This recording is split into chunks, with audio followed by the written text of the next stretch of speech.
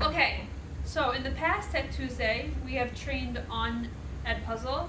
Today is not training on Edpuzzle. It is something new to share with you, but I will review quickly, in case you missed it, how Edpuzzle works, what it is. Edpuzzle is a platform for taking videos, and there's 4 things you can do with the videos. You can crop it to exactly what you want to show your students. You can embed questions for assessment and make sure for student understanding. You can record your voice, so you could technically mute the whole video and record your voice over. So if you find something awesome, you like the graphics, you like what the video looks like, but you want to explain and teach, you can have your voice over the video, or you could just put your voice in the beginning and maybe just explain the instructions and then embed questions throughout. And the last one, is that 4?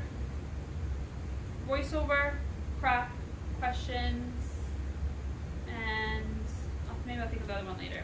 Forgot. So that's what Edpuzzle is, and you can post it into your Google Classroom. You also create a class inside Edpuzzle for your students to do the assignments. Edpuzzle is famous and known for flipped learning. So if you want to assign your students homework the night before of a video of a content area that you're going to teach the next day, the students can watch the video at night.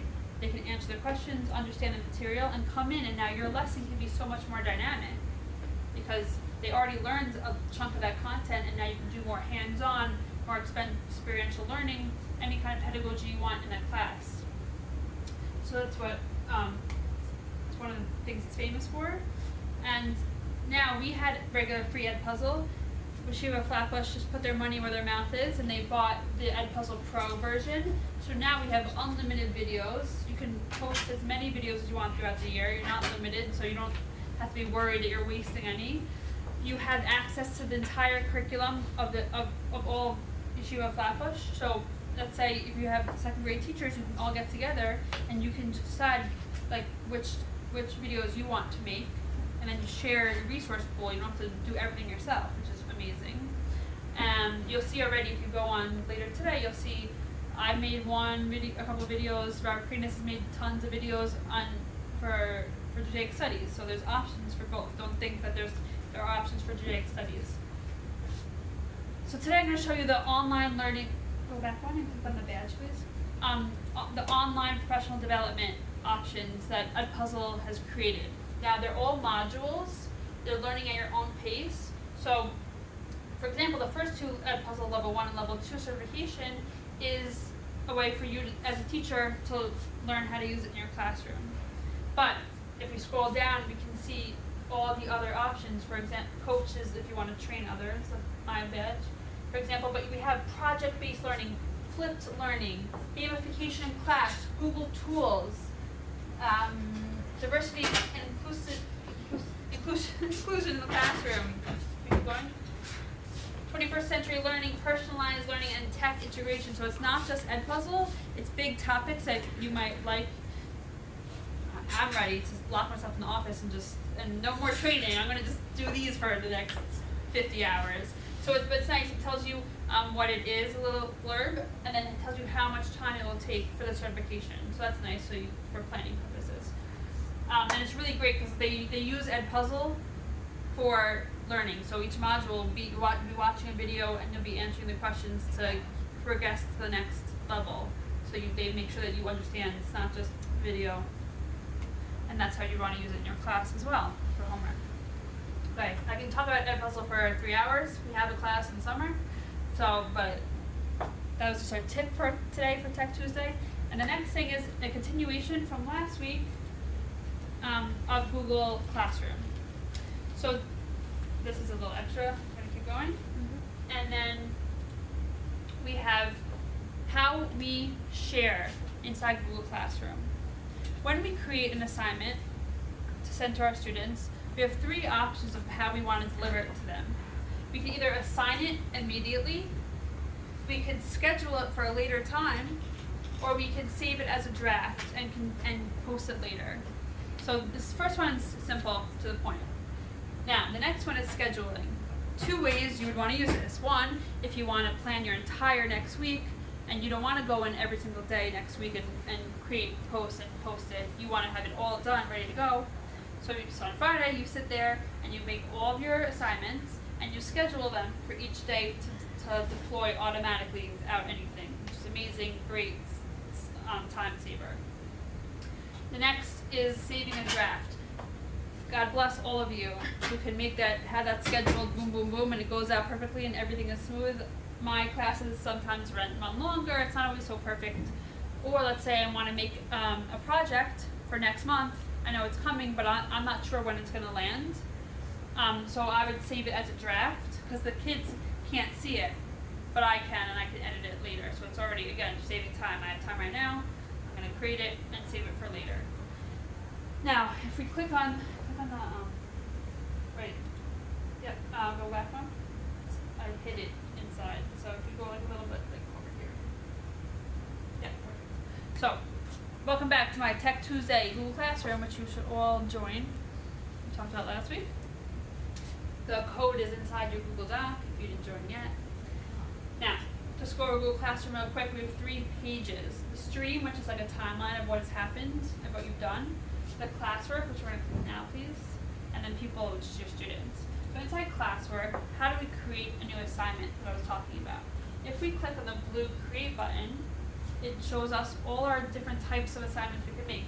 A regular assignment, a quiz assignment, a question, material, and reuse of old posts. I want to quickly just talk about question. 2 pedagogy, this little blurb right here is that if you want to create do now questions when the students get in and they know that the expectation of your class every day is that there's a do now waiting for them in Google Classroom, or if you want to have exit ticket for the end of the class to recap what the student has learned before on their way out.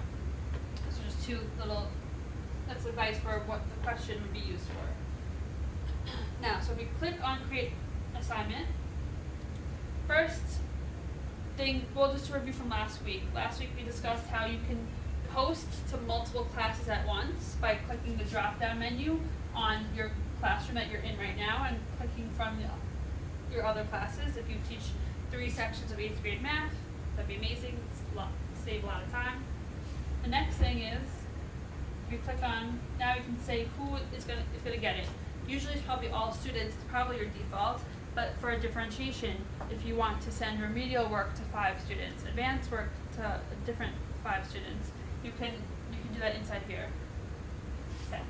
Now the next tip is, you cannot, notice down here, this assign is grayed out. You cannot post anything, it won't let you, so you can't even try to post anything unless you have a title. So the first thing, use smiley face, you have to put a title in it so I can see how now it's blue? So instructions are optional, but title is mandatory. Just to go through the bottom quick, we have how many points it's worth. You can make any number of points, or you can click on it and make it ungraded if you don't need a grade for this particular assignment. Due date. This is not to be confused with schedule. This is when this assignment is due. That's for the students only. Okay? The next one is the topic that we talked about last week, to keep yourself and your students organized inside. Now, you can create any topics however you want for your class. You could have it by unit.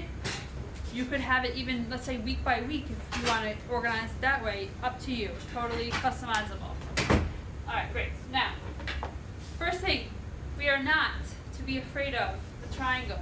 A triangle on Google shows you a drop-down menu. If you click on that, nothing will happen, don't worry. Just a review of what we learned so far, assigning it immediately, scheduling it, or saving the draft. That's in there. So right now I want to click on Save Draft because I want to show you how to access that draft later. Notice that my topics are down here, and all my drafts are on the top of my Google Classroom in Classwork. Please notice that the things that are posted already are black, and my drafts are gray. Now, we're not afraid of triangles, and we're not afraid of dots. We know that our 9 dots get us everywhere, literally in Google Universe, and our 3 dots give us options, usually editing. So if we click on this one, for example, we can either edit or delete. So if I click edit, that's how it pops back up. So just keep in mind when you create the draft and you want to go back in later to post it, that's how you 3 dots to edit it. Okay? Now, thank you. Actually, let's open it one more time, sorry. This is more advanced, but if you want to schedule a post to go into multiple classes at once, unfortunately, if we notice, if we click on our class and we click 2 other ones, and then we use our arrow for other options, notice how schedule is now grayed out. Unfortunately, Google does not have the ability to. So notice you cannot schedule to multiple classes at once. Unfortunate, but there are actually 2 workarounds how to do it anyway. In another way. So what I would do is I would click save. Notice you can save a draft in 3 different locations. So I would, exactly, you got it now. I would save the draft, then go into each of those classes and schedule it to deploy. Otherwise, another advice is to reuse a post. So if I save this as a draft, and then I go to create a new assignment, and pretend it's another classroom to save time. Notice that, no, I don't want this one. I'm gonna close that, please.